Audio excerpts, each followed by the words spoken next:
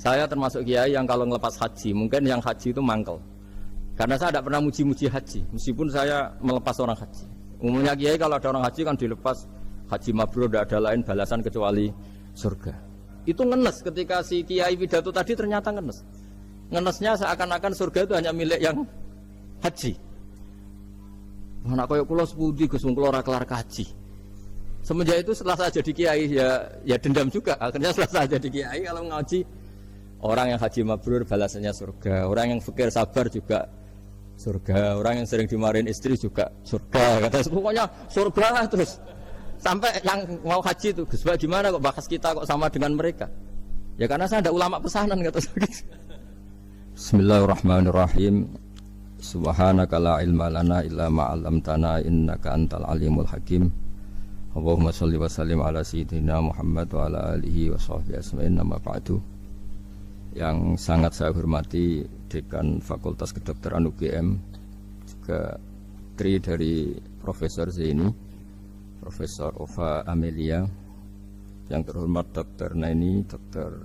Profesor Dr. Madharina Zulia, dan semua yang hadir, termasuk teman kami Dr. Zulfikar, semua teman-teman kru, semua yang dari UGM, semua pendengar yang sangat saya hormati.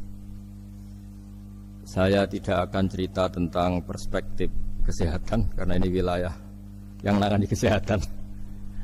Mereka lebih spesifik, lebih tahu. Tapi saya akan cerita tentang sejarah kurban. Saya masih ingat pesanan Pak Zaini, berkali-kali beliau bilang saya, agama yang masuk negara enggak konflik itu diantaranya paling spesial itu Indonesia. Karena para wali ini mendampingi kultur daerahnya, tapi tidak benturan. Misalnya kalau orang Jawa dulu pakai sesajen di sawah-sawah, katanya dimakan penunggunya.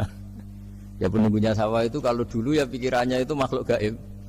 Di era modern ya penunggunya itu ya kambing, ayam itu jadi.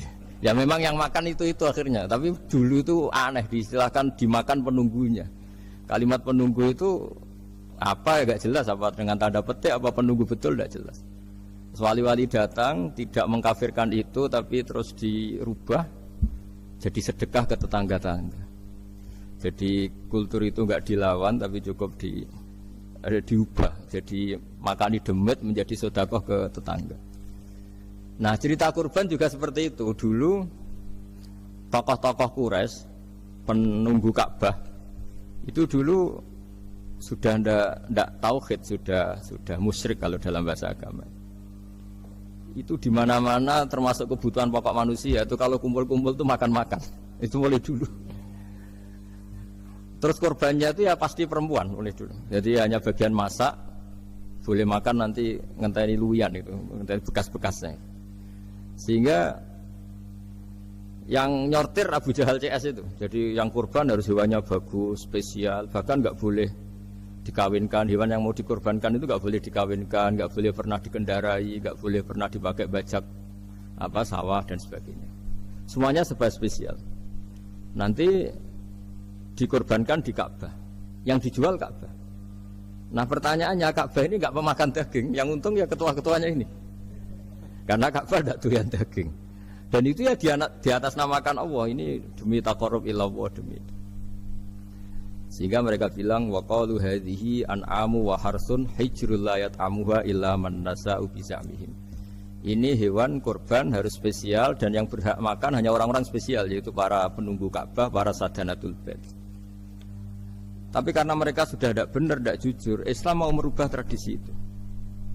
Tapi kalau tradisi itu dirubah, maka Islam akan terkenal pelit karena dari acara makan-makan menjadi tidak ada makan-makan. Jadi kadang kebenaran itu harus diganti dengan sesuatu yang tidak ekstrim, karena tadi dari acara makan-makan menjadi sama sekali nggak makan-makan. Maka terus diganti oleh Islam dengan kalimat udhiyah, dengan kata kurban. Nah kenapa itu harus terjadi? Karena kurban itu sebetulnya syariatnya Nabi Ibrahim, di mana orang Mekah itu memang turunan Nabi Ibrahim, sehingga sisa-sisa makan-makannya masih. Cuma mulai ada melenceng, ada sesajen, ada khurafat, ada bid'ah. Kemudian itu mulai masalah. Terus Rasulullah Muhammad SAW datang ingin benahi itu. Tapi yang dibenahi adalah menghilangkan kemusyrikannya, bukan makan-makannya.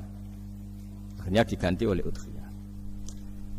Nah, kenapa ada kurban? Kalau dalam banyak literatur, Nabi Ibrahim alaihissalam itu nabi yang paling, dengan tanda kutip, mengklaim kalau beliau itu orang paling sayang kepada Allah, paling dekat kepada Allah. Enggak ada yang dicintai selain Allah. Beliau memaklumatkan itu baik secara lisan maupun di gemuruh hatinya, di bisikan hatinya, di detak jantungnya, pikirannya seperti itu. Pas itu beliau belum punya putra karena beliau termasuk lambat punya anak. Suatu saat ditakdir punya putra, yaitu Ismail. Pas seneng-senengnya jalan, pas seneng-senengnya punya anak, sama Allah disuruh nyembelih. Anak kamu harus kamu sembelih. Ibrahim kaget. Kenapa ya Allah? Kamu adalah orang yang sering ngomong bahwa yang paling kamu cintai saya. Tapi setelah ada anak kamu, kayaknya enggak. Protes Nabi Ibrahim, Pak. Yang benar Gusti, iya harus anak kamu. Karena beliau kadung janji, kadung komitmen yang paling dicintai Allah, tidak ada yang lain. Saya akan mencintai engkau ya Allah, meskipun harus korbankan anak saya. Sehingga cerita terus disyariatkannya korban itu. Ketika Nabi Ibrahim berkomitmen melaksanakan perintah itu, Ismail juga mau nurut, bersama Allah diganti oleh hewan kurban yang bernama kambing. Sehingga versi cerita itu bahwa Allah akan maklumi ketika orang mencintai Allah secara serius, bersamaan dengan itu orang juga mencintai anaknya dengan proporsi masing-masing.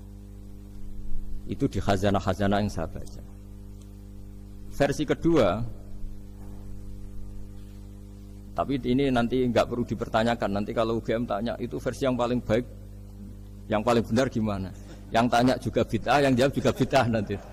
Karena itu wilayah yang kadung terjadi. Jadi kalau dalam ilmu hadis itu, kalau kadung terjadi, mbok kamu unggulkan yang mana, tetap saja yang terjadi hanya satu, mau sekelewat. Beda dengan istihad solusi. Karena mau terjadi ya kita uji coba. Kalau nggak cocok yang A ya cocok alternatif B, alternatif C. Kalau sudah kelewat, mau gimana? Kalau salah ya salah aja kan. Versi kedua begini. Semoga versi kedua ini yang benar. Kalau ini benar, keren. Nabi Ibrahim itu memaklumatkan diri. Kalau dalam bahasa Arab itu iddia itu mengklaim bahwa dia adalah orang yang paling sayang terhadap makhluk Allah, semua hamba Allah. Terus beliau diterbangkan ke langit. Ya karena UGM ini lembaga akademik, nanti saya baca teksnya. Kalau bahasa Arabnya itu takbirnya. Diterbangkan ke langit, ke alam malakut. Ya tidak usah ditanyakan cara terbang gimana, nanti ribet nanti itu. Setelah diterbangkan di langit, wa kadzalika nuri Ibrahim malakutas samawati wal ardh, diperkenalkan alam langit, terus dipertontonkan. Itu ada sekian hamba Allah yang nyabu, yang ngefly, yang dugem, pokoknya yang maksiat-maksiat itu. Ibrahim ditanya sama Allah, gimana itu mereka menurut kamu? Damirhum, habisi saja Allah. Mereka makan rezekimu, hidup di bumimu, tapi mereka tidak mengindahkan engkau. Matikan saja. Sama Allah diturutin. Jalan-jalan lagi sampai 3 kali peristiwa tempat-tempat maksiat itu dihabisin sama Nabi Ibrahim. Beliau minta sama Allah supaya itu dihabisin. Singkat cerita, terus beliau diturunkan sama Allah. Setelah diturunkan, ya Allah tidak jawab, tidak apa. Allah itu punya sunnah, punya tradisi, dengan nabinya itu tidak jawab. Suatu saat Nabi Ibrahim disuruh bunuh anaknya, disuruh nyembelih. Protes kan? Huwa samratu fuadi, ini kekasih saya, putra saya, kenapa engkau nyuruh membunuh? Terus kata Allah, kamu tidak ingat di malam kamu saya mi'rajkan melihat hamba-hambaku, dan itu yang bikin aku, dan saya cinta sama mereka yang bikin saya. Kamu enak saja minta dibunuh. Sengkerian gantian saya yang minta, kamu tidak nurutin gitu. Kamu pas minta saya tidak tak pikir, langsung tak turutin. Kenapa saya yang sekarang minta kamu mikir gitu. Tapi huwa samratu fuadi, itu buah hati saya. Dan memangnya makhluk-makhluk itu makhluk siapa? Saya yang bikin, kamu enak saja nyuruh bunuh. Nah semenjak itu jadi kearifan kita. Makanya Mbak Ova ini kalau guyonan di dunia kiai, kalau ada majikan bentak pembantunya yang salah meletakkan piring atau gelas, pasti cara berpikir mesti pembantunya ada cantik. Karena kalau salah tok kok dia cantik, itu mesti mikir. Nggak bisa orang bentak orang cantik gitu. Jadi sama, misalnya saya janjian sama Gus Fikar, janjian Gus datang hari Senin gini-gini, ternyata beliau nggak datang. Kalau saya tidak punya hutang, tidak atasan saya pasti marah. Sudah janji kok gini-gini. Saya bisa marah itu sebetulnya sebabnya itu dua. Saya kecewa dan dia tidak punya jasa. Tapi yang diomongkan hanya, wah, semua kamu khulful wa'di apa? Enggak tepat. Coba kalau ini atasan saya jadi dosen karena beliau misalnya. Saya punya utang beliau. Mbok nyulayani janji apa kan? Nggih mboten napa-napa kan. Sama. Ada majikan mencintai pembantunya karena sangat cantik, mana ada mencahno piring. Omahe dirubah, itu tidak apa-apa gitu kan gitu. Sama. Makanya ada guyonan di dunia kiai itu, ada anak perempuan kan nggak lazim ya, perempuan pakai GL Pro kalau dulu, mungkin sekarang pakai Ninja, pakai celana jin. Sopo iku wong luput suwo itu? Siapa itu perempuan kok gitu? Niku ponakane jenengan, Mbah. Astagfirullah, muga-muga pangeran nyepuro. Jadi langsung rubah dari maksudkan menjadi ndak karena keluarga. Nah, jangan-jangan kebencian kita pada maksiat itu oke, kita wajib benci maksiat, tapi tetap ada catatannya.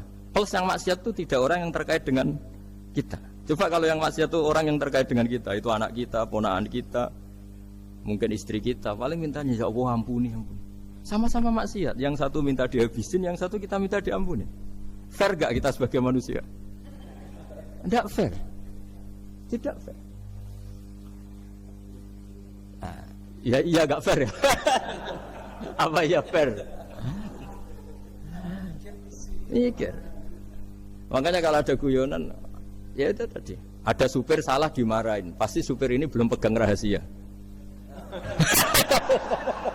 Tapi kalau sudah pegang kartu, si majikannya punya apalah gitu, simpanan gitu. Wah ini pegang. Berani marah gak? Tidak ada. Ini dokter kelik juga teman saya. Gitu. Itu pengalaman sekali. Jadi itu guyonan kiai. Makanya jadi manusia itu nggak pernah adil sebenarnya. Makanya Allah pernah mensifati manusia itu bakanal insanu zaluman jahula. Manusia itu sangat zalim dan sangat bodoh. Kalau misalnya jenengan tanya, orang soleh pun itu gimana? Orang soleh asal manusia tidak nabi, itu ya mesti ada zalimnya. Makanya kalau dalam kitab hikam diterangkan, kitab hikam itu kitab yang olah manusia. Itu menyebut begini, manusia itu siapa? Dijawab, manusia itu mangkanat mahasinuhu masawiyah. Orang yang ketika baik saja salah, apalagi ketika salah. Kita misalnya punya toko laris itu, doanya mustajab, laris, pembelinya banyak, kualitasnya bagus.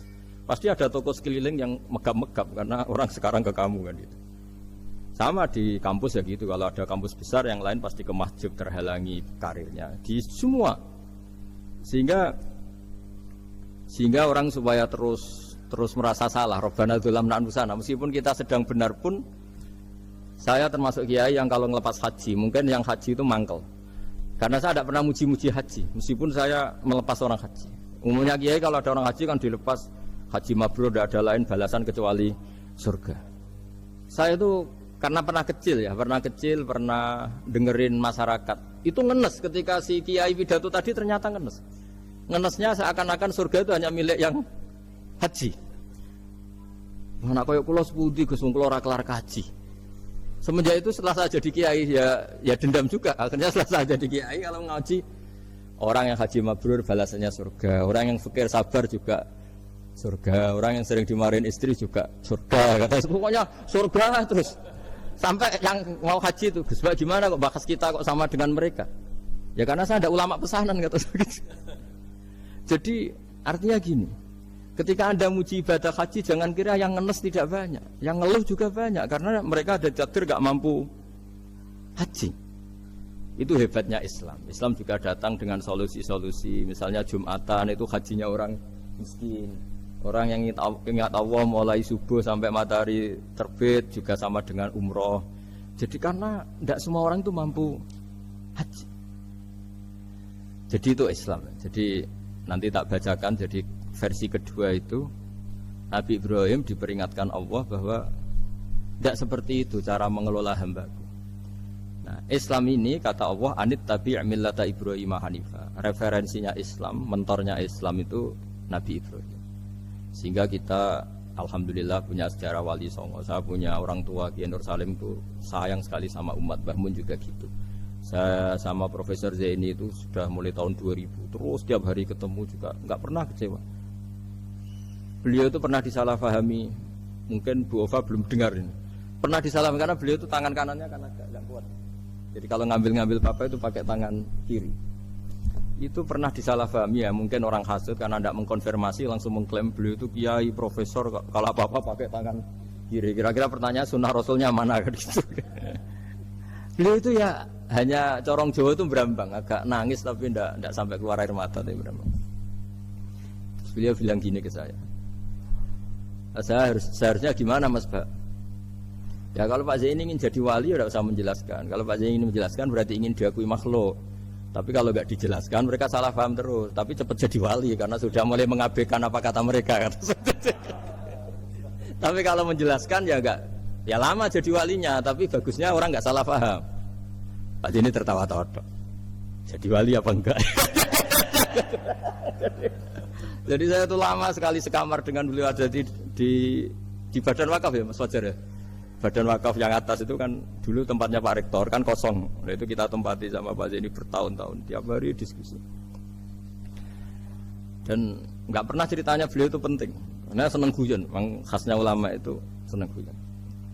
Kemarin saya ketemu Pak Kures, beliau cerita, saya ini punya idola Gus Pak. Kalau manggil saya Gus kadang ya Pak. Dulu beliau doktor filsafat, lama-lama jadi Syekhul Azhar. Itu kalau ke kuliah pakai bis, ya.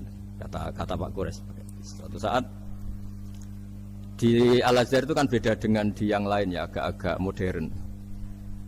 Si gurunya ini, beliau itu karena banyak yang berdiri, beliau duduk ada perempuan berdiri, terus yang lelakinya berdiri, terus jatah duduknya dikasihkan perempuan.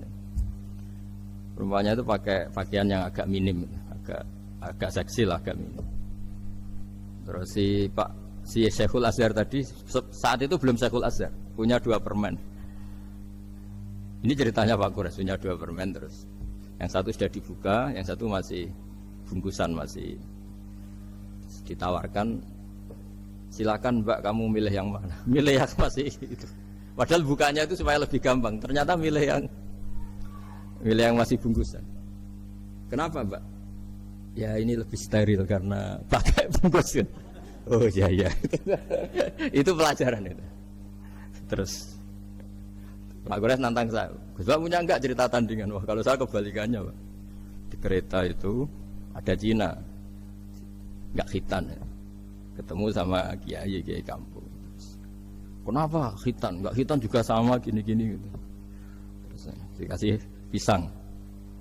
Terus dimakan, dikupas dulu. Kok udah langsung aja. Terus kata Pak Kures, nah ternyata sama Pak Zaini sama Pak Kures itu dibalik ke profesorannya. Ceritanya itu ya guyon terus. Karena memang agama ini itu kalau masalah kebenaran itu serius. Tapi dibalik kebenaran ini yang perlu dicatat oleh semua yang mencintai agama ini, bahwa Allah itu tidak butuh taat kita. Dan Allah tidak akan gagal sebagai Tuhan karena maksiat kita. La tanfa'uhu ta'atuhum wa la tadurruhu maksiatuhum. Allah tidak akan ngefek ketika semua orang taat ya gak ngefek, semua orang maksiat juga gak ngefek. Karena Allah ini zat yang punya eksistensi sejati, sehingga hubungan kita dengan Allah itu tidak ngefek ke Allah, tapi ke kita sendiri. Sehingga mereka lebih rileks karena nggak merasa harus mati-matian bela Allah. Allah tetap Al-Qayyum, zat yang bisa berdiri sendiri. Sehingga di kitab-kitab itu ada bab namanya Mizahun Nabi, guyonan-guyonan Nabi. Itu ada babnya sampai di kitab Ihya, di kitab banyak lah kita. Masyhur itu suatu saat ada orang sepuh sowan ke Nabi karena sudah sepuh. Beliau pamit, kira-kira jam segini pamit, ya Rasulullah saya mau pulang karena nanti kemalaman. Karena beliau jalan kaki yang orang sepuh. Kata Nabi, dah tenang saja di sini, nanti pulang kamu udah jalan kaki. La ahmilan naki alab ninakoh, nanti kamu tak naikkan anaknya unta. Pikirannya orang sepuh tadi namanya anak unta itu ya kecil. Wa ma fa'altu bibninakoh, apa yang bisa saya lakukan dengan anak unta? Sudah, tenang saja. Setelah beliau ngaji lama, ya dikasih unta tua itu. Silahkan kamu bawa unta saya ini. Ini kan unta tua, ada anak unta. Ya meskipun tua ya anaknya unta kata. Ya tapi cerita saja. Meskipun tua juga anaknya unta. Jadi agama itu rileks. Nabi Ibrahim kembali lagi ya karena syariat Ibrahim. Nabi Ibrahim itu pernah minta supaya nyawanya itu diperpanjang karena beliau ya, umumnya orang itu kan ingin nyawa panjang, ingin umurnya panjang. Beliau yakin penting nyawa panjang, umur panjang. Allah tidak jawab gak apa. Suatu saat ada tamu, orangnya itu sepuh sekali. Nabi Ibrahim karena orang yang sangat menghormati tamu dikasih kurma, apa itu? Anggur. Itu setiap dimakan dikunyah meler lagi keluar. Karena sudah sepuh, nggak ada giginya, kunyah keluar lagi. Itu jawabnya Nabi Ibrahim, ya Allah, masuk lagi ke kamar, sholat lagi, mengcancel doa panjang umur. Katanya Ibrahim, oh jenengan jawab toh gitu. Artinya kalau ingin tua sekali ya nasib kamu kayak itu gitu. Jadi karena beliau tahu itu jawaban terus masuk kamar, oh jawab tuh Gusti jenengan, terus membatalkan doanya. Itu Nabi Ibrahim. Kalau orang sekarang enggak, ndonga ngarani, ya tua ya tetap sehat, tetap wah itu. Itu lebih ribet itu. Iya, jadi karena doa itu kalau enggak diperjelas itu ya repot. Ini cerita supaya kita berislam itu ceria. Saya Mbah Mun itu meskipun kiai top, senengannya nggih guyon bapak saya. Tapi guyon itu ada yang wajib. Saya dulu itu janggal. Ini cerita ya, mungkin kalau di kampus-kampus umum agak asing, tapi ini cerita. Nuduh zina itu dosanya besar sekali. Saya ulang lagi, nuduh orang lain zina itu dosanya besar sekali. Disebut bab qadzaf. Saya pernah menjumpai 3 kiai besar Bu Ofa, 3 kiai besar. Kiai top semua. Di majelis itu ada gosip bahwa si A itu punya selingkuhan sama Sri itu misalnya atau siapa lah dengan perempuan. Itu kalau di Arab itu senangannya pakai Salma, Laila Majnun Salma. Kalau di Jawa itu kasihan korbannya itu. Ya, tapi itu contoh saja. Ya.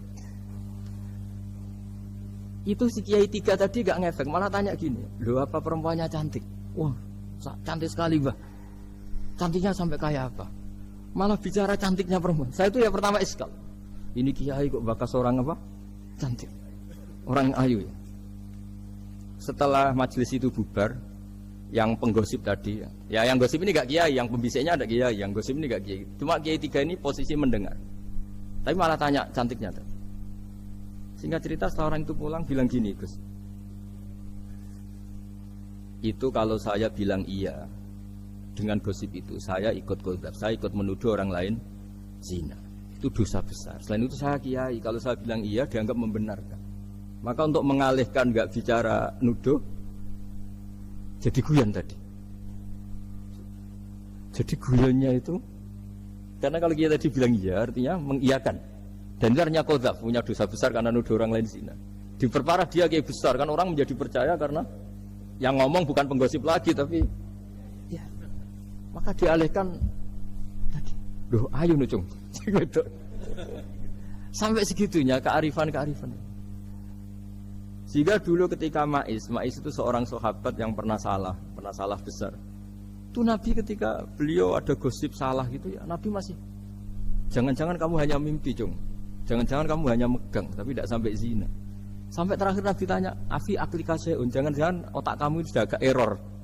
Saking tidak inginnya Nabi mempercayai hal-hal seperti itu. Nah problem kita di zaman sekarang justru kadang nyari-nyari supaya tahu buktinya. Yang dulu para orang soleh menghindari bukti itu supaya enggak suudzon. Sekarang orang mencari-cari bukti. Padahal itu dilarang, wala tajassasu, orang enggak boleh mencari-cari kesalahan orang lain. Nah itu kearifan-kearifan yang saya dapatkan dari Bapak, dari Mbah Mun, dari Pak Zaini, dari Pak Gures. Mereka orang-orang yang luar biasa menghindari ngomong penting. Sekarang itu orang banyak yang sering ngomong penting. Sebenarnya itu malah salah. Karena kalau ngomong penting itu vonis terhadap orang lain. Tapi kalau kamu rileks, tidak.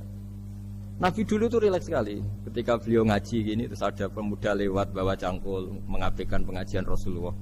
Banyak sahabat bilang, celaka orang itu ada Nabi ngaji kok tidak ikut. Jawabannya Nabi unik. jangan-jangan dia punya keluarga yang harus kerja, dan kalau harus kerja untuk nafkah keluarganya itu juga ibadah. Itu ya sunnah saya. Jadi Nabi rileks saja, tidak tersinggung, tidak. Nah, kenapa kita butuh rileks? Karena kebenaran sekali dipaksakan itu jadinya benturan. Dan itu wali-wali Songo itu dulu sudah berpikir seperti itu. Sehingga Pak Zaini yang sering ngendikan sama saya, kita ini bisanya mengikuti Mas Bah, kalau manggil saya Mas, tidak bisa benturan. Sehingga tadi ada modifikasi dari sesajen menjadi sedekah, dari apa menjadi apa. Jadi tidak langsung benturan. Dan itu khazanahnya, bacaan-bacaannya banyak sekali. Termasuk peristiwa Udhiyah tadi. Jadi dulu kurban itu dipakai ajang orang-orang tokoh Quraisy supaya dapat daging yang bagus, di atas namakan Ka'bah. Jadi agama ini dijual mulai dulu. Kuno agama ini dijual. Dan agama mulai dulu ya prospek. Ka'bah itu bisa menyedot wisatawan berapa, wisata religi. Sehingga dulu ada Ka'bah tandingan, perhitungannya juga ekonomi. Jadi mulai dulu itu ya sudah seperti itu, mau apa Bang Allah bikin dunia seperti ini. Jadi mulai dulu agama itu ya, sampai orang Yahudi gak mau iman sama Nabi ya pikirannya sederhana. Kalau saya tokoh banyak yang sowan, banyak yang ngasih-ngasih. Kalau saya ikut Muhammad, saya anak buah, yang ngasih saya siapa? Jadi perhitungannya juga ekonomi. Jadi ketika Abraham mau bikin Ka'bah tandingan, itu perhitungannya juga ekonomi. Jadi ribet kan memang kalau manusia itu sudah ribet. Tapi Islam ini datang bukan untuk itu, tapi memaklumi itu. Itu hebatnya Nabi Ibrahim. Ketika beliau berdoa, ya Allah, keluarga kami saya tempatkan di Mekah. Rabbana liyuqimus sholata faj'al af'idatam minan nasi tahwi ilaihim warzuqhum minas samarat. Cuma menurut Islam dibalik, ya Allah, kita ini ingin anak-anak kami ini bersujud kepada Engkau, ingin anak-anak kami ini melakukan sholat. Tapi mereka ini manusia yang untuk ketahanan hidupnya butuh makan, butuh rizki, butuh ekonomi. Maka tolong ekonominya dijaga ya.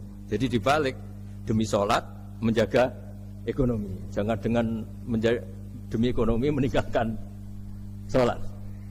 Jadi dibalik, jadi demi sholat menjaga ekonomi. Juga termasuk menjaga politik. Andaikan tidak ada orang Islam yang cakap politik, terutama yang soleh-soleh, kemudian negara bikin aturan ala mereka, sholat dianggap larangan, pengajian dengan larangan, juga repot. Makanya mulai dulu kiai-kiai itu ya politik, karena nggak ingin negara ini diatur oleh orang yang anti sholat, anti agama. Karena kalau negara terserah yang sedang jabat, kemudian yang jabat tidak soleh, bisa nganggap maksiat-maksiat tidak ilegal, yang pengajian justru ilegal. Nah, di sini kenapa banyak orang-orang soleh dulu ya rata-rata ya berpolitik, mulai sebelum kemerdekaan sampai setelah kemerdekaan. Jadi itu ada filosofinya. Nah, bahwa ada oknum-oknum yang tidak seperti itu ya monggo, itu oknum. Tapi sebetulnya awal-awalnya kenapa banyak orang soleh yang politik, karena nggak ingin negara ini dipimpin oleh orang-orang yang anti agama, anti kebaikan.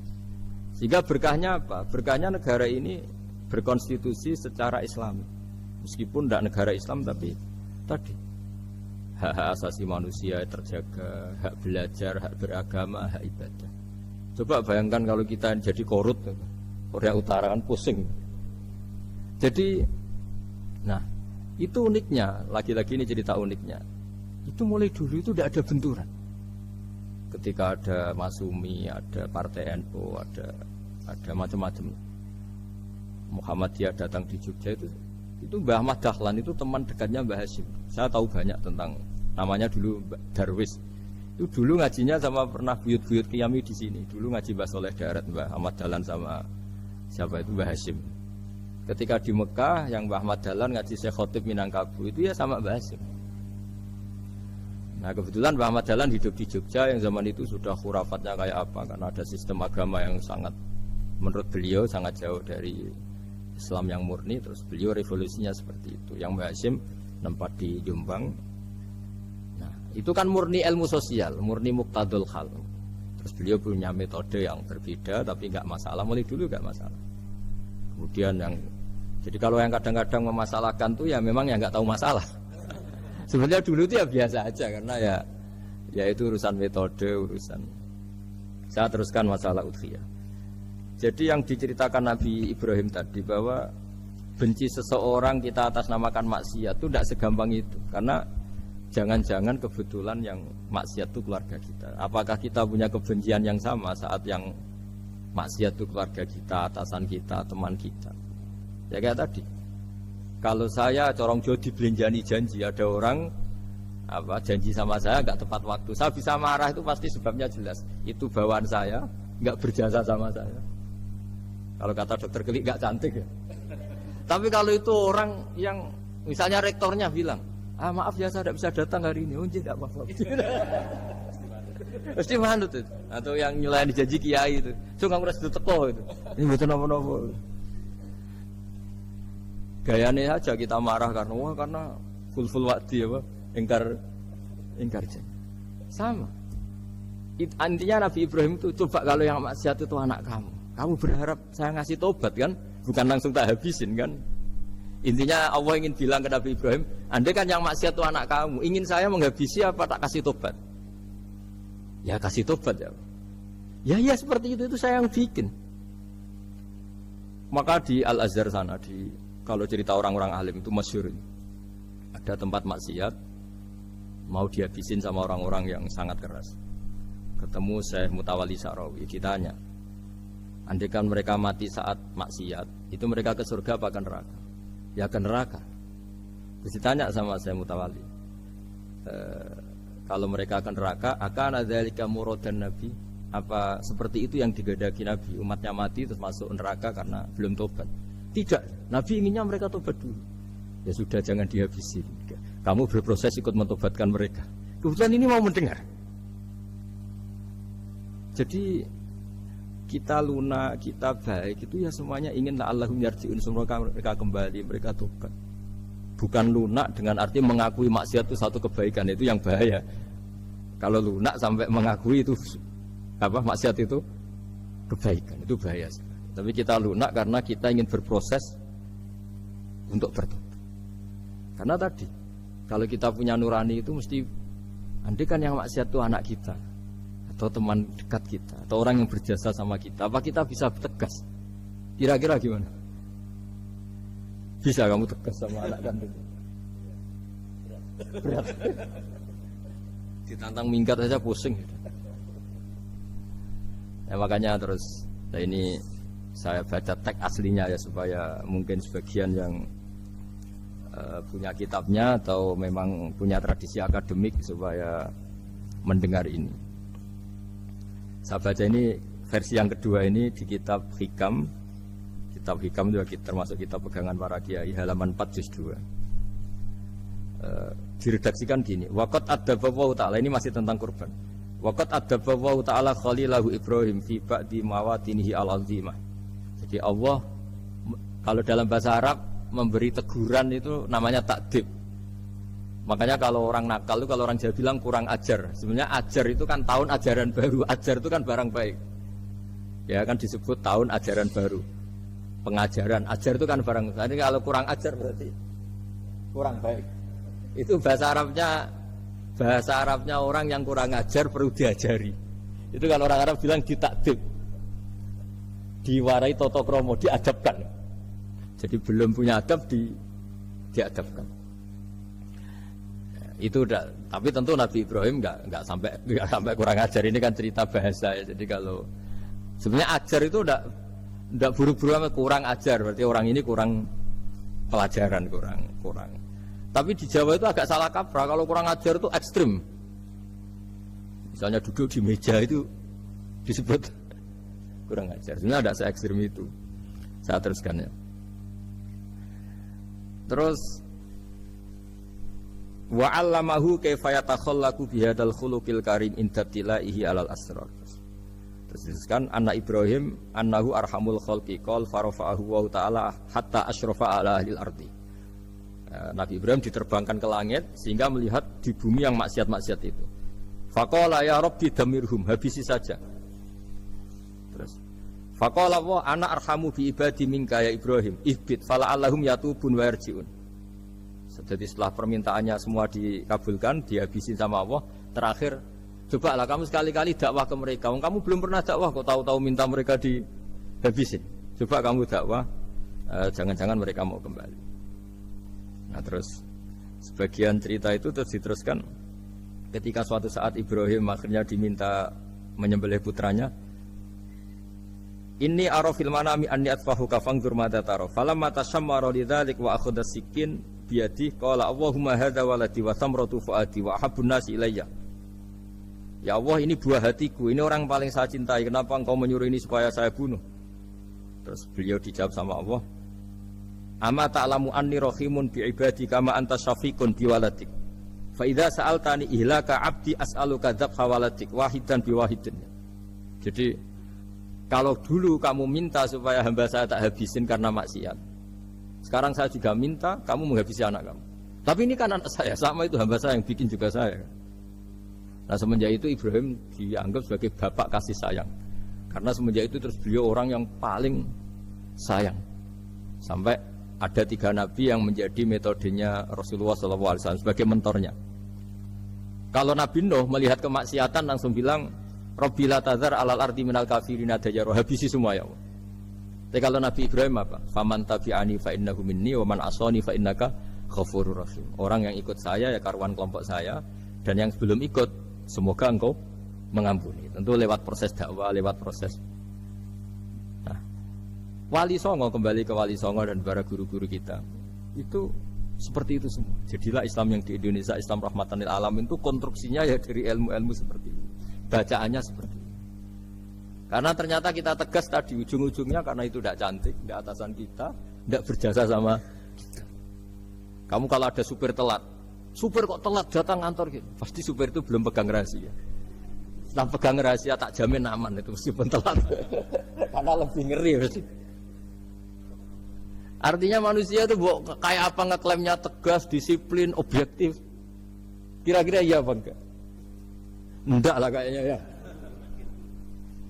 Ya pasti tadi.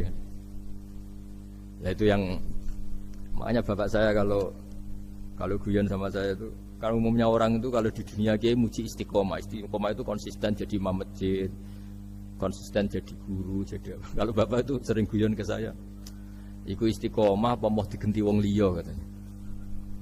Artinya di balik istiqomah itu juga ada catatan lain. Jangan-jangan ambisi gak mau diganti orang lain. Jadi intinya manusia itu dalam benar saja ada unsur salahnya, apalagi pas salah gitu maksudnya. Nah ya pas benar saja ada unsur salahnya, apalagi pas salah. Itulah dengan sudut pandang seperti ini adalah orang terus gak gampang menghakimi orang lain. Karena manusia yang baik adalah cukup dia merasa aibnya banyak, salahnya banyak, kemudian itu menyibukkan dia dari mencari-cari aibnya orang lain.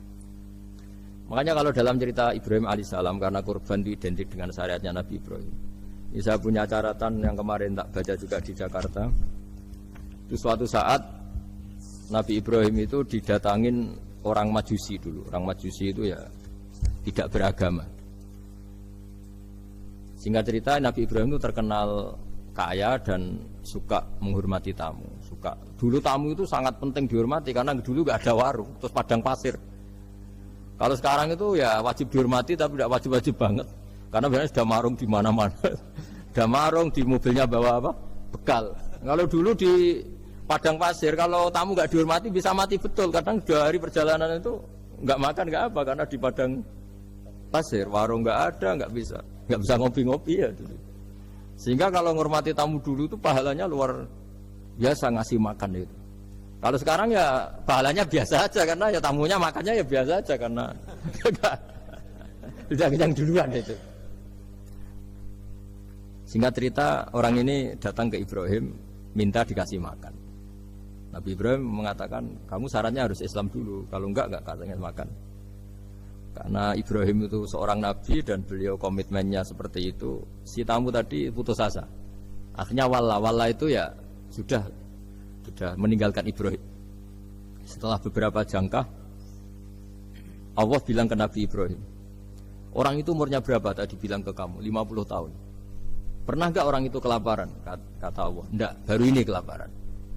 Terus kata Allah, mundu khamsina sanatan nut'imuhu ala kufri Falau nawal tahu lukmatan min ghairi antu talibahu bitahiri dinik lakana ahsan. Orang itu umurnya 50 tahun. Itu ya tak kasih makan padahal dia majusi. Kamu baru diminta sehari saja minta syaratnya Islam. Terus itu ada di kitab apa Ar-Risalah Al-Qusairiyah di halaman 262. Jadi cuma dulu itu motifnya semuanya agama, bukan atas nama demokrasi atau kebebasan beragama. Karena dulu itu orang dulu itu kan saking sayangnya Allah, apa-apa konstitusinya ya perintah Allah. Dan ternyata perintah Allah seperti itu, akhirnya dipanggil.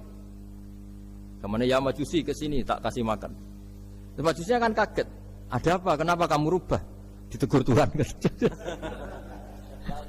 Iya, ditegur Tuhan. Jadi dan alhamdulillah saking simpatiknya orang majusi tadi akhirnya masuk Islam. Sama itu kan mirip orang Yahudiyah atau Yahudi itu yang tanahnya itu diambil ya sama Amr bin As untuk perluasan masjid di Mesir. Ya ketika lapor ke Sayyidina Umar, ngiranya itu kan dibenarkan perluasan masjid, ternyata Umar belain yang Yahudi. Iya, yang punya tanah harus dikembalikan tuh haknya. Jadi Islam itu menghormati hak kepemilikan meskipun itu milik non muslim. Jadi kata Allah, mut khamsina sanatan nut'imuhu ala kufri. Kalau nawal tahu lukmatan min ghairi antu talibahu bitahiri dini. Mbok dikasih makan aja, enggak usah nyuruh ganti agama. Wong saya saja yang Tuhan. Ngasih makan dia sudah 50 tahun. Tanpa syarat. Tanpa syarat. Ya jadi ini cerita ya Bu Ufa. Jadi kita mungkin kenangan saya dengan Bapak, Bu Ufa dengan Profesor saya ini kebetulan teman dekat sekali sama saya dan hampir tiap hari saya ketemu, minimal 3 jam bertahun-tahun. Sampai kalau kehabisan cerita, akhirnya cerita keluarganya karena kesuwen belajar kan akhirnya cerita keluarganya. Maksud saya tadi ini saya cerita ini barang baik. Ketika beliau pernah ditahan karena aktivis dulu, itu pas mau lahirnya Bu Ova, terus beliau berdoa mati-matian, delalah dibebaskan. Beliau sempat nunggui kelahirannya Bu Ova ini, terus dinamai Aufa Amalia. Itu kalau dalam bahasa Arab itu Aufa itu Allah memenuhi apa yang saya angen-angen. Jadi itu ceritanya itu gitu. Jadi nama itu spontan aja ketika iya, jadi beliau itu aktivis dulu. Bukan di penjara karena korupsi atau kriminal, bukan karena aktivis. Karena kalau model sekarang Bu Ova, kalau nggak dijelaskan detail, ditahan karena aktivis. Nanti dikira ditahan karena yang lain. Ribet kan? Jadi ditahan karena beliau itu dulu aktivis, bukan karena. Ya saya kira demikian. Monggo kalau ada sesi tanya jawab, kalau tapi yang ringan-ringan saja nanti jadi serius. Berapa pertanyaan? Apa waktunya? Pakai waktu 10 menit ya. Ini pas. Iya, terima kasih Pak Gus Baha yang sudah menyampaikan cukup baik ya untuk pencerahan kita semua terkait dengan bagaimana kehidupan bermasyarakat dan bagaimana kita mensikapi salah benar, begitu juga terhadap orang-orang yang mungkin selama ini tidak kita duga. Ternyata banyak hal-hal yang kita dapatkan pada sore hari ini. Saya yakin dari pemirsa atau dari Bapak Ibu yang hadir secara langsung maupun virtual, ada hal-hal yang akan ditanyakan. Kita masih punya waktu cukup, kurang lebih 1/4 jam. Oh, kelamaan ini. Kelamaan, iya. Tadi 10 menit perjanjiannya. Iya. Tadi 10 menit. Iya. Pas ini. Kami persilakan dari yang hadir terlebih dahulu. Sudah sangat jelas berarti. Sudah pinter semua. Ya, ini ada pertanyaan. Yang pertama katanya, Assalamualaikum warahmatullahi wabarakatuh. Pak Gus Baha, dalam ingin bertanya dan ingin tahu bagaimana supaya kita bisa selalu berpikir nubuwah di setiap peristiwa yang menimpa kita di kehidupan sehari. Semoga. Gimana? Ulang lagi. dalam ingin bertanya dan ingin tahu bagaimana supaya kita bisa selalu berpikir nubuwah di setiap peristiwa yang menimpa kita di kehidupan sehari-hari. Begini ya, jadi andaikan kita baca banyak, setidaknya sering mau mendengar. Nah, hidup itu sangat baik, bukan sekedar baik, sangat baik. Misalnya kita sedang dapat nikmat, ya Islam menganjurkan syukur. Syukur itu ya dapat pahala. Kalau sedang banyak masalah seperti sekarang mungkin ada pandemi apa, Islam mengajarkan sabar. Sabar itu juga pahala. Nanti kalau kita masih hidup, yang rumat anak bojo ya ibadah. Nanti kalau mati karena penyakit mat'un atau ta'un juga syahid. Jadi Islam melihat hidup itu rileks, karena ya memang rileks. Ketika ada orang miskin susah makan enak, itu kata ulama idamuhu alju. Kalau kamu ingin makan enak, kata si miskin ya ingin, gampang makan enak itu. Kamu sangat lapar, nanti semuanya juga enak. Jadi itu nubuwah. Jadi Nabi itu resepnya kamu coba. Kalau sampean puasa melihat tempo itu sudah tertarik sekali. Tapi kalau kamu sudah habis makan, melihat sate kurang enak, ini kurang enak, karena saking memang sudah semuanya nafsu kan, dia sudah puasa, semuanya enak. Jadi kalau ingin nubuah, misalnya kita miskin itu ada fadilahnya orang miskin, keutamaan orang miskin. Itu malaikat ngauditnya bingung, karena mau diaudit apanya nggak punya apa-apa kan. Jadi artinya barokahnya miskin, kita hisabnya juga ringan, mau diaudit apanya nggak punya apa. Iya kan? Nah, yang orang kaya, barokahnya kaya bisa amal, bisa ikut bantu masjid, bantu madrasah, bantu kebaikan. Nah, itu berpikir nubuah. Terus kedua, terbiasakan yang agak unik. Ini mungkin wilayah medis. Yang agak unik dalam Islam itu mimpi itu Bu Faya, mimpi. Itu sama kenyataan itu tinggi mimpi derajatnya. Andai kan orang masih zaman orisinil, mimpi sama hidup nyata itu hebat mimpi. Karena begini, misalnya saya melihat ibu-ibu sama bapak-bapak melihat langsung seperti ini. Saya mesti berpikir nafsu. Kalau yang saya punya kepentingan, ini tak anggap orang prospek. Kalau yang nggak punya kepentingan, tidak prospek. Pertanyaannya adalah, orang yang saya anggap prospek bisa membantu saya, ternyata jenisnya kikir. Yang tak anggap tidak prospek, ternyata jenisnya dermawan. Kita kan sebenarnya nggak tahu. Lalu pertanyaannya, pandangan kita terhadap orang lain itu berdasar fakta apa berdasar harapan? Berdasar harapan. Tapi kita ngeklaim seakan-akan itu fakta. Nah, beda dengan mimpi. Asal tidurnya benar loh ya, tidak muakan buku banyak terus ngorok tidur itu. Tidurnya benar, misalnya kita posisi normal, wudu, setelah wudu baca ayat kursi terus tidur kayak posisi orang meninggal ya, mujur nggak utara. Ya, pokoknya kayak orang meninggal itu. Ya, utara dan selatan terus menghadap kiblat. Itu kalau mimpi. Itu ada alamat-alamat yang lebih orisinal daripada kehidupan nyata. Ini contoh agama. Nah, artinya gini, makanya Nabi pernah ngendikan mimpi itu bagian dari 46 dari bagian kenabian. Itu jumlahnya 46%. Tapi ya tidur yang seperti tadi. Artinya gini, sarana kita bisa mendeteksi alam gaib, kalau boleh dibahasakan alam gaib, itu sebenarnya orang Islam itu masih punya sarana satu, yaitu mimpi. Karena dengan mimpi ini semua organ kita, semua sistem kita itu kayak off. Setidaknya sistem keinginan kita. Yang ada adalah pemberian gitu, cara berpikir agama lah ya. Saya tidak tahu kalau cara berpikir media. Jadi kalau orang tidur, itu sistem keinginannya dia kan habis, hilang. Yang ada keinginan Allah. Jadi dia posisi diberi. Tapi kalau kita terjaga gini, melihat orang lain, wah ini prospek, ini enggak. Padahal faktanya orang ini yang kita sebut prospek ternyata antipati sama kita atau enggak keinginan nolong kita. Yang kita bilang enggak prospek justru orang yang di hatinya ingin menolong kita. Kan enggak pernah tahu kita. Makanya banyak orang salah pilih kan di situ. Karena bagaimana orang lain kamu vonis atau kamu hakimi, kamu statuskan sesuai keinginan kamu. Kalau mimpi kan enggak bisa. Nah sehingga kalau dalam penelitian Bu, kenapa Nabi itu, mimpinya Nabi itu wahyu. Ya kan kalau dalam agama kan mimpinya Nabi itu wahyu. Karena tidurnya normal gitu loh. Normal artinya kelas A tadi lah. Makanya banyak orang awam pun yang wah sing tak sakseni persis mimpiku, yang saya saksikan persis mimpi saya. Orang awam saja ngalami, apalagi yang Nabi. Nah, artinya untuk mendeteksi nubuah selain tadi ya, kita kan seperti yang saya ceritakan berkali-kali. Kalau ingin nubuah itu sebenarnya gampang. Maksudnya bermental nubuah. Kalau saya sekarang hidup, ya anggap saja bisa melakukan kebaikan lagi. Kalau sekarang saya mati atau akan mati, anggap saja mati itu mengakhiri semua potensi keburukan Anda. Sekarang mungkin kita ada zina, ada korupsi, ada maling. Tapi siapa yang bisa menjamin bahwa kita tidak akan maksiat di masa depan? Dengan mati, potensi itu hilang. Makanya Nabi melihat mati itu ya sederhana. Wa tawaffani idza kanatil wafat khairan li. Ya Allah, hidupkan kami ketika hidup kami menambah kebaikan. Matikan kami jika mati itu mengakhiri kejahatan.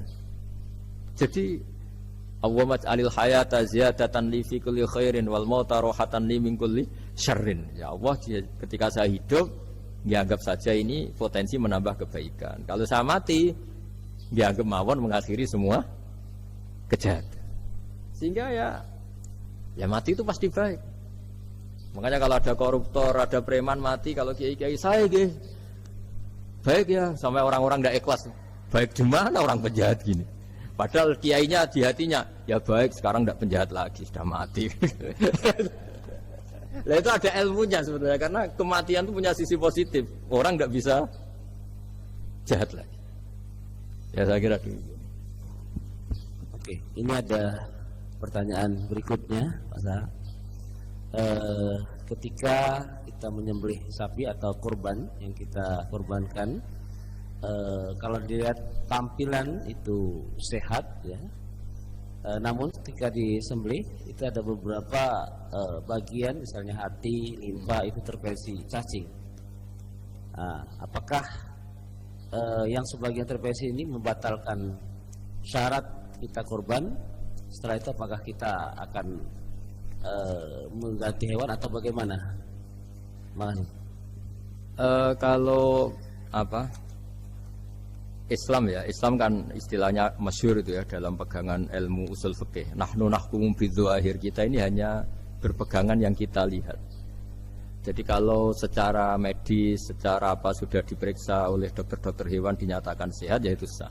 Bahwa faktanya nanti ada limpa atau hati yang terinfeksi, ya itu nggak usah dimakan tentu. Tapi korbannya tetap sah. Nah beda dengan misalnya suatu saat mungkin ya ada satu kemampuan observasi medis yang komprehensif sampai hewan yang lahirnya sehat bisa dideteksi ini ya mungkin kalau milih itu karena harga murah ya menjadi dasar kan, karena motifnya kikir. Tapi kalau dari awal tidak tahu ya tetap sah itu. Ya, sambil nunggu pertanyaan, ini ada beberapa mungkin titipan pertanyaan. Titipan pesanan. Pesanan ya. Sudah kayak partai politik. Bahwa ya kalau dulu kan misalnya Nabi Ibrahim itu memang orangnya sudah Islaminya kuat, dengan Allah itu memang sudah percaya dan memang pasrah gitu ya. Ketika ingin menyembelih putranya itu adalah untuk peningkatan keimanan atau ketakwaan. Nah, kira-kira dalam aplikasi sekarang kira-kira apa yang kira-kira bisa menyamai seperti itu? Kita misalnya sebagai orang kesehatan, sebagai pendidik, mungkin sebagai karyawan, kira-kira apa yang menyamai keimanan atau ketakwaan seperti itu, Pak? Oh ya, jadi saya punya kitab namanya Khilyatul Auliya. Di situ ada beberapa catatan orisinil ya yang ada di kitab Taurat, Injil yang masih orisinil, karena perawinya, pencatatnya itu orang yang Coro Jawa menangi lah, yang pernah neliti itu. Itu diantara yang diceritakan di kitab-kitab itu adalah memaklumatkan diri, bikin sarana publik yang mudah dimengerti. Jadi kita pakai contoh yang awam saja ya. Kita tahu kalau itu bidan karena di situ ditulis bidan siapa, Sri Handayani misalnya. Di situ dokter gigi ditulis dokter gigi. Kita tahu itu dokter gigi. Toko juga gitu, ini toko bangunan. Terus kita tidak salah pilih. Masa beli lipstik di toko bangunan? Semua itu barokahnya tulisan, itu. Barokahnya maklumat. Itu.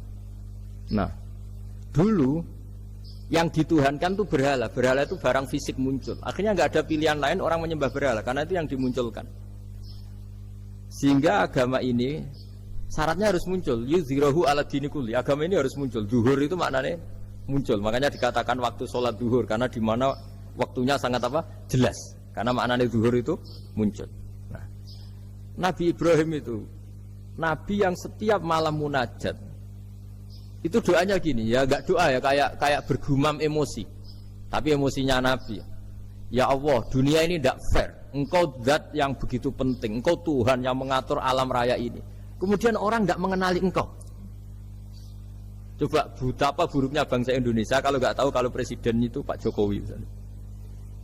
Atau orang UGM nggak tahu rektornya itu Pak Manut misalnya. Dekannya Bu Ova di kedokteran. Itu kan lucu. Atau anak kamu nggak tahu kalau kamu orang tuanya. Itu kan mangkel betul itu. Tahu aja enggak. Nah, Ibrahim itu tiap malam gitu. Dunia ini tidak fair. Engkau Tuhan yang begitu penting menciptakan langit bumi, kemudian manusia itu tidak mengenali engkau. Bahkan menyembah selain engkau. Wah, itu nah, supaya Allah diketahui gimana? Terus ada simbol-simbol itu. Ada masjid, ada pengajian, ada macam-macam. Nah, ilmu sosial juga gitu. Mungkin ya banyak lah orang yang tanpa kurban pun sedekah daging sama tetangga atau ngasih uang sama temannya untuk nyate itu. Tapi ini nggak bisa dimaklumatkan. Yang bisa dimaklumatkan adalah pas udhiyah, pas kurban. Jadi intinya gini, kebenaran itu menjadi baik. Itu kalau dimaklumatkan terus orang lain mudah mengakses. Dan itu termasuk syariat besarnya Nabi Ibrahim. Makanya disebut sya'irullah, sesuatu yang terkenal sekali. Jadi syiar itu pengajian supaya apa? Syiar itu harus terkenal. Nah barokahnya terkenal itu menjadi tahu. Misalnya ini masjid diketahui. Masa kan nyuwun sewu misalnya ini klub saja ada namanya, masjid nggak ada misalnya menaranya. Orang mau ke maksiat gampang mencari, mau ke masjid enggak. Makanya Mbah Mun guru saya itu termasuk unik, berfatwa masjid itu wajib ada menaranya. Dulu saya iskal wajibnya di mana. Tapi setelah saya pikir-pikir memang menara itu penting karena tadi mau tempat maksiat aja gampang, masa ke masjid susah. Ya. Terus tulisan kamar mandi juga penting karena dengan itu tamu nggak mikir kan. Ya kalau nggak ada tulisannya yang cowok ke wanita, yang wanita ke cowok kan jadi ribet. Nah, di antara syariat Nabi Ibrahim yang mendekatkan ke Allah apa? Memaklumatkan. Ya, memaklumatkan bahwa Allah adalah Tuhan dengan berbagai cara. Mulai pelatihan, mulai macam-macam. Ya sama lah orang Indonesia kok nggak tahu kalau ideologinya Pancasila itu kan mangkel betul itu. Saking nggak disosialisasi misalnya atau nggak dimaklumatkan. Jadi awalu hadzal-din itu at-tahaddi atau wal i'lam. Pertama Nabi jadi Nabi dari Gua Hira, itu ya langsung naik ke Gunung Sofa, memaklumatkan diri kalau beliau Nabi yang mengajarkan tauhid. Jadi makanya saya ini ya umumnya orang kiai lah, saya Pak Zeni semuanya itu sebenarnya inginnya juga orangnya. Karena apa? Karena tidak tahu kan. Makanya pertama kali ibadah sama Allah itu apa? Ma'rifatullah. Coba pertama ibadah itu apa? Ma'rifatullah kan, mengenali bahwa Allah itu Tuhan. Jadi itu yang paling penting. Kalau tidak tahu, misalnya di pondok saya ini terus dianggap Pak badi madu isinten dulu aku kiai deh cerita kan minyak uang gitu. Jadi makanya Nabi Ibrahim itu mangkelnya kayak apa? Wong dunia ini milik Allah, kemudian orang-orang ini nggak tahu Allah itu siapa. Taunya makhluk kayak berhala, kayak apa yang malah dianggap Tuhan. Nah ya itu jadi kalau ingin dekat Allah dalam konteks modern ya maklumatkanlah kebenaran ini. Sampai kebenaran ini mudah diakses, mudah dipelajari, mudah dipahami karena tadi dimaklumatkan. Ya saya kira demikian. Ini sudah. Oke, terima kasih. Masih ada? Oh iya, ini ada terakhir ya. Malah saya 1, 2, 3, 4. Wah, kalau gitu. Banyak ini ternyata. Ya, yang berikutnya dari Umi Zakiyah Malang. Assalamualaikum Pak Gus Baha. Berkaitan dengan langkah-langkah ibadah haji tentang apa yang dilakukan oleh Nabi Ibrahim, yaitu wukuf. Ya? Apakah betul saat yang di layarnya kok beda? Yang Umi Zakiyah.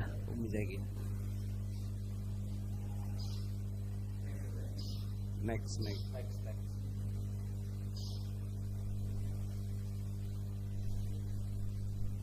Firman terus.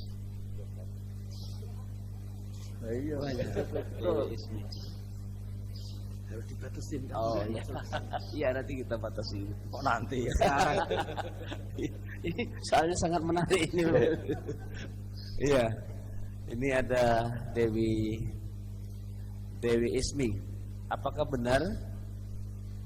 Ya ini, apakah benar kisah penyembelihan Ismail itu dipalsukan? Wah, itu jawabnya gampang, nggak benar. Apa hubungan kurban dengan Idul Adha yang secara harfiah artinya perayaan atau merayakan waktu duha? Ya. Nah, monggo. Kalau cerita penyembelihan Ismail itu jelas benar ya, karena ada di Al-Quran. Jadi yang jadi perdebatan mufassir itu apakah benar-benar Ibrahim itu sampai menyembelih, maksudnya sampai meletakkan pisau di leher, apa setelah berkomitmen mau menyembelih sudah dibatalkan Allah karena Allah menghormati apa? Komitmennya. Jadi tapi hampir semua ulama berpendapat memang ya sempat benar-benar sampai fisik Ibrahim meletakkan apa? Pisau di lehernya, kemudian lam asir se'an misalnya tidak membekas sama sekali, terus diganti itu. Jadi cerita itu populer sekali. Tapi yang penting adalah tadi cerita saya bahwa itu karena Ibrahim pernah mengklaim beliau cinta Allah itu enggak tertandingi oleh makhluk apapun. Terus diuji ketika punya anak, mencintai anaknya. Terus diuji dengan cara kalau kamu betul hanya mencintai saya, ya anak kamu sembelih itu. Ternyata mau juga, berarti betul gitu. Tapi setelah betul ya sudah tetap normal lah tetap. Tapi tidak usah dipraktekkan nanti kalau. Terus kalau masalah udhiyah itu bukan kaitannya dilakukan waktu duha, ndak. Memang duha yudhi tadkhiyatan itu artinya ya menyembelih yang memang kebetulan waktunya setelah sholat. Nah, waktu sholat itu kemudian bisa dibahasa Arabkan waktu duha. Jadi ya memang saling terkait. Kalau bahasa Arab itu memang semuanya begitu. Jadi kalau orang yang perilakunya baik itu disebut Muhammad, orang yang terpuji. Sehingga Nabi Muhammad punya nama lain namanya Ahmadu, saya memuji Allah. Kan Hamidah Yahmadu, kalau ingsun Ahmadu saya memuji. Jadi kalau bahasa Arab memang itu bofa. Kalau bahasa Arab itu memang unik. Bahasa Arab itu semuanya itu merujuk kosakata. Makanya kalau Pak Quraisyah menulis tafsir itu mesti melibatkan kosakata. Kayak Rasul itu asli maknanya Rasul itu ya utus.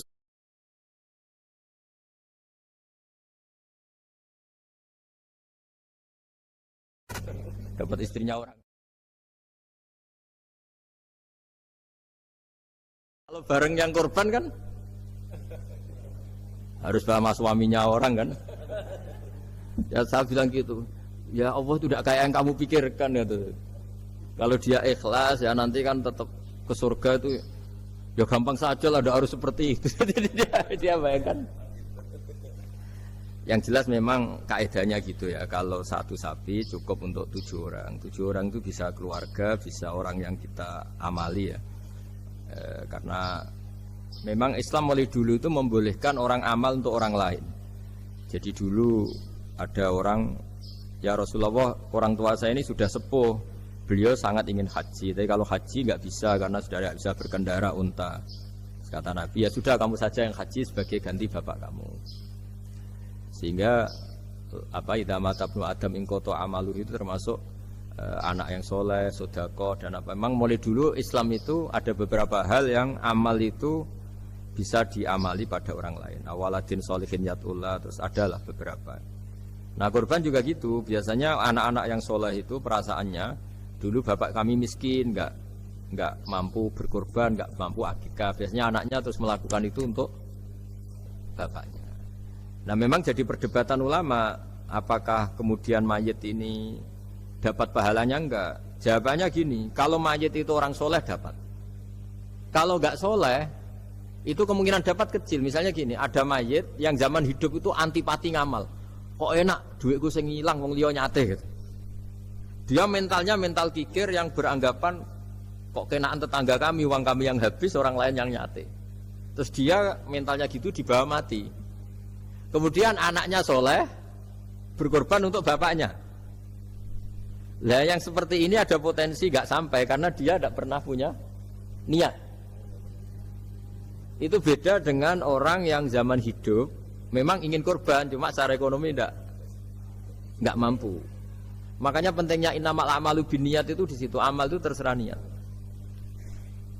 dalam banyak sarah, ya, sarah itu penjelasan yang rinci, itu dijelaskan kenapa orang mukmin masuk surga selama-lamanya padahal dia jadi mukmin hanya 80 tahun. Misalnya kita hidup di dunia kan rata-rata 80 tahun. Karena dia berkomitmen andikan hidup 1000 tahun juga tetap mukmin, andikan hidup 2000 tahun ya tetap mukmin, tetap sholat. Setiap orang soleh perasaannya gitu. Andikan kita hidup 2000 tahun juga tetap seperti ini kan, ya tetap sholat, tetap. Nah, sehingga karena niat itu dia diganjar surga selamanya. Karena dia bayangkan andikan di dunia selamanya juga akan iman selamanya. Nah, orang kafir juga berkomitmen gitu, yang belum rubah maksudnya. Kalau dia hidup ya akan kafir terus. Ya, makanya dia kafirnya 80 tahun, misalnya hukumannya juga neraka yang lama sekali karena. Nah, kira-kira itulah. Makanya kalau mayat tidak soleh ini kita yang sebagai ulama berdebat karena tadi. Itu kan ibarat gini, ada mayat sama sekali nggak pernah sholat, bahkan dulu itu mengkritik orang sholat. Terus dia mati, anaknya jadi orang soleh sering tanya saya, Gus, sholatnya bapakku tak kodoin ndak? Wong era sholat kodoin ya tak kuati kan? Beda dengan misalnya kita punya bapak soleh, misalnya terus pas beliau koma, ya misalnya ini koma 2 hari kan keluarganya kalau ngodoin kan paling 2 hari pas koma. Lah ini orang nggak sholat mulai kecil sampai tua sampai mati. Anaknya soleh tersiksa, anak saya tak kodok ikan. Lah bapakmu sholat boten. Wah ya kesel ke. Sudah kesel, orang ini nggak pernah berkeinginan sholat. Kan beda dengan Nyun Sewu ibu saya atau bapaknya Mbak Ova. Memang ibu saya ya tidak sholat itu karena sudah koma atau sudah apa, sudah banyak alat-alat medis yang terpasang. Ini cara ngodoi jumlahnya ya jelas dan sumbut karena memang beliau andikan sehat komitmennya juga sholat. Nah ini yang orang kadang salah kaprah, bisa enggak amal sampai mayit? Sebetulnya di dunia ulama perdebatannya bukan masalah sampai tidaknya, mayitnya ini siapa? Gitu. Kalau mayit ini soleh jelas, dawe Nabi man sanna sunatan hasanatan falahu ajruha wa ajru man amila biha ila yaumil qiyamah. Orang baik kemudian mengajarkan kebaikan pasti dia dapat investasi kebaikan itu. Dan siapapun yang meniru dia dapat sahamnya. Itu enggak ada perbedaan antara NU, Muhammadiyah, Wahabi, semuanya sama. Yang debat itu yang nggak paham, tak jamin itu yang debat itu yang nggak paham. Wong hadisnya jelas sahih apa? Siapa yang mensyariatkan kebaikan, kemudian kebaikan itu ditiru oleh orang setelahnya, maka dia akan dapat kebaikan itu dan kebaikannya orang yang meniru itu. Itu kan hadis sahih, nggak ada perdebatan sama sekali. Ya terus yang terakhir ini terakhir betul itu. Ya sudah. Iya. Kalau dituruti mungkin sampai Isya nanti ya nggak selesai nih, pertanyaannya masih cukup banyak. Ya, terima kasih atas pencerahannya. Mudah-mudahan kita bisa mengaplikasikan dalam kehidupan kita sehari-hari. Untuk berikutnya agar kita mendapatkan hidayah, petunjuk dari Allah dan lebih barokah, kita akan menutup doa. Sebelumnya saya sebagai moderator, apabila ada kekurangan, kekhilafan, saya mohon maaf yang sebesar-besarnya. Dan apabila ada kebenaran, itu betul-betul dari Allah Subhanahu wa Ta'ala. Untuk selanjutnya doa penutup kami persilahkan kepada Gus Bah untuk menutupnya. Bismillahirrahmanirrahim. Ahmaduka bi anna lakal hamdu la ilaha illa anta al-hanan ya badi'as samawati wal ardi ya hayyu ya qayyum ya dzal jalali wal ikram anta rizquna ya wa husna tawaffika wa tahati wa salli wa sallim ala nabiyyika Muhammad wa ala alihi wa sahbihi ajma'in. Wa maj'alna aminin salimin mu'afin min kulli bala'in fil akhirah. Waj'al ya Allah istima'ana hadha istima'an mubarakan ma'suman wa ighfirana ba'da dzalika. Innaka ala kulli syai'in qadir. Innaka ala kulli syai'in qadir. Innaka ala kulli syai'in qadir. Allahumma yassir wa la tu'assir wa yassir wa la tu'assir wa ma yassir wa la tu'assir. Fa inna taysira al-asir 'alaika yassir wa anta ala ma tasha qadir. Rabbana atina fid dunya hasanah wa fil akhirati hasanah wa qina adzabannar. Sallallahu ala sayyidina Muhammad wa ala alihi wa sahbihi wa sallam. Subhana rabbika rabbil izzati amma yasifun wa salamun ala al-mursalin. Assalamualaikum warahmatullahi wabarakatuh. Pemirsa Hidayah Rabbi yang budiman, segala puji bagi Allah, Tuhan semesta alam. Salawat dan salam semoga tercurah kepada junjungan kita Nabi Muhammad sallallahu alaihi wasallam. kepada keluarga beliau, para sahabat, dan seluruh umatnya yang istiqomah meniti jalan kebenaran hingga akhir zaman. Alhamdulillah, pada kesempatan kali ini, marilah kita merenungi satu tema yang penting dalam kehidupan seorang muslim, yaitu dua jenis dosa dan jalan menuju ampunan ilahi. Tema ini terinspirasi dari sabda Rasulullah SAW yang penuh makna. Tidak disebut sebagai dosa kecil apabila dosa tersebut dikerjakan secara terus-menerus, dan tidak disebut dosa besar apabila disertai dengan istighfar. Hadis ini diriwayatkan oleh Imam Ahmad dan lainnya, sebuah pesan yang ringkas namun mengandung pelajaran yang sangat dalam dan luas. Pemirsa Hidayah Rabbi yang budiman, dosa dalam pandangan Islam adalah sesuatu yang menghalangi kita dari rahmat Allah. Ia adalah noda di hati, penghalang keberkahan, dan sumber kesengsaraan dunia dan akhirat. Jika tidak segera disadari dan ditobati, dalam ajaran Islam dosa dikategorikan ke dalam dua jenis besar, yaitu dosa kecil dan dosa besar. Namun, sebagaimana sabda Rasulullah SAW tadi, pembagian ini tidaklah mutlak. Sebuah dosa kecil bisa berubah menjadi dosa besar jika dilakukan terus-menerus tanpa rasa bersalah. Sebaliknya, dosa besar pun bisa diampuni oleh Allah Subhanahu wa Ta'ala jika disertai dengan istighfar dan taubat yang sungguh-sungguh. Mari kita uraikan satu persatu. Pertama, dosa kecil yang dianggap remeh. Pemirsa Hidayah Rabbi yang budiman, dosa kecil adalah pelanggaran terhadap larangan Allah Subhanahu wa Ta'ala yang tidak disertai dengan ancaman langsung berupa laknat, neraka, atau hukuman yang berat. Contohnya seperti berbicara dusta dalam hal ringan, memandang yang haram secara sepintas, bergibah ringan, atau meninggalkan amal sunnah.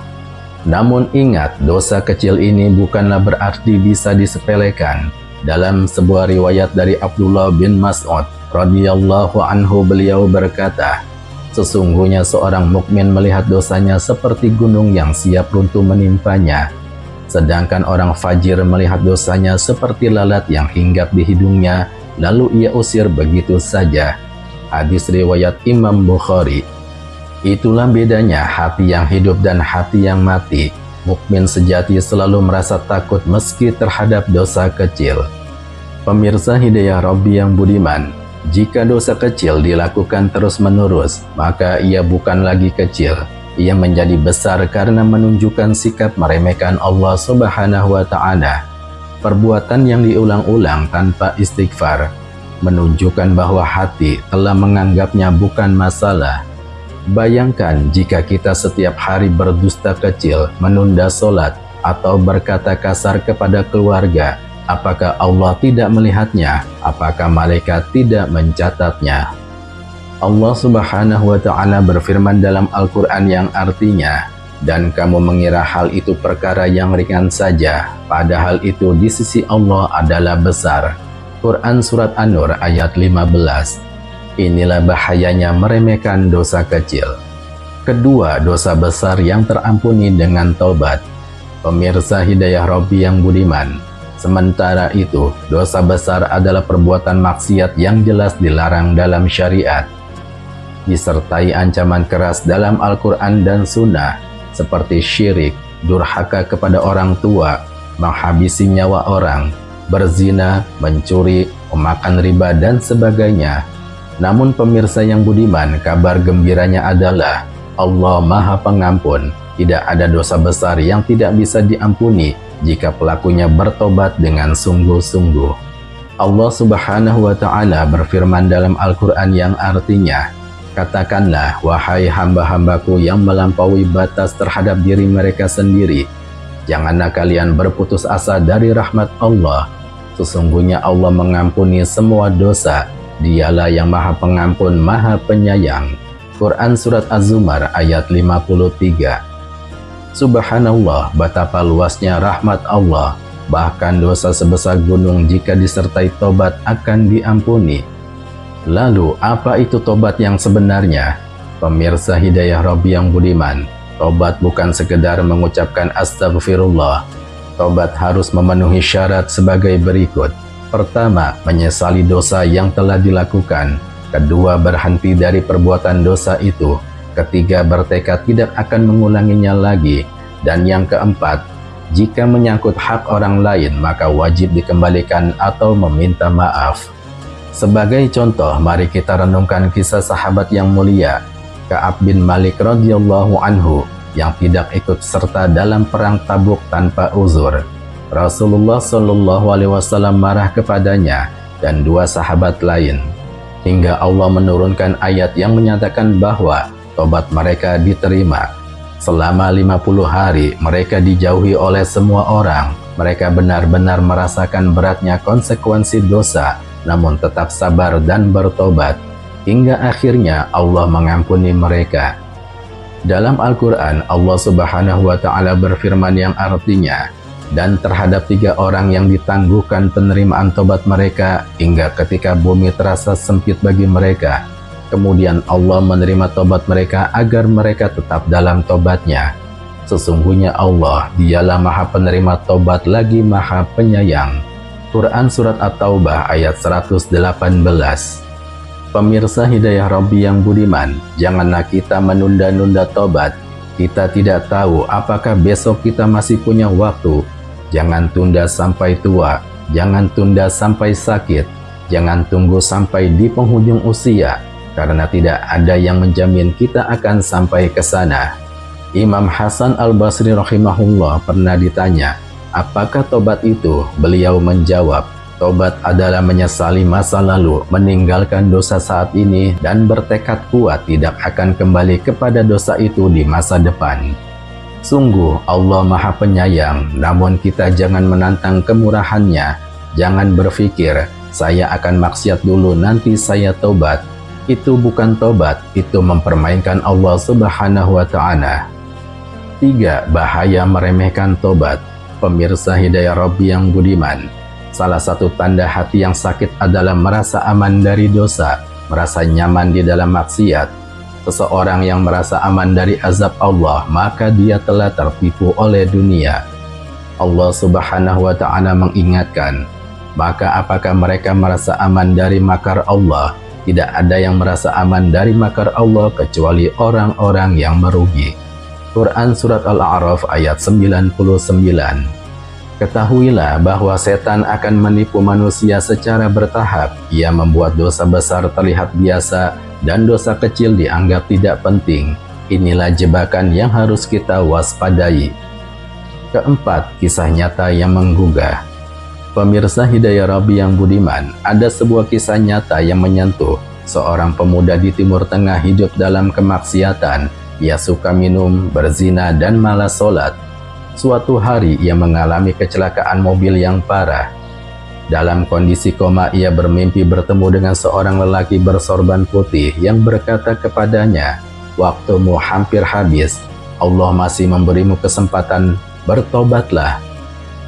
Setelah sadar, ia menangis terseduh-seduh dan mulai berubah. Ia belajar agama, memperbaiki sholat, dan berhenti dari semua dosa.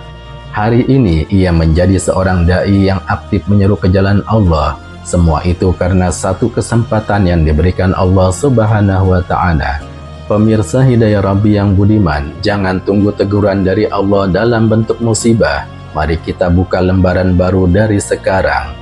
Kelima, istighfar, kunci penghapus dosa. Pemirsa Hidayah Rabbi yang budiman, Rasulullah Shallallahu Alaihi Wasallam yang ma'asum, yang diampuni dosanya yang lalu dan yang akan datang, tetap beristighfar lebih dari 70 kali dalam sehari. Demi Allah, sungguh aku beristighfar dan bertobat kepada Allah dalam sehari lebih dari 70 kali.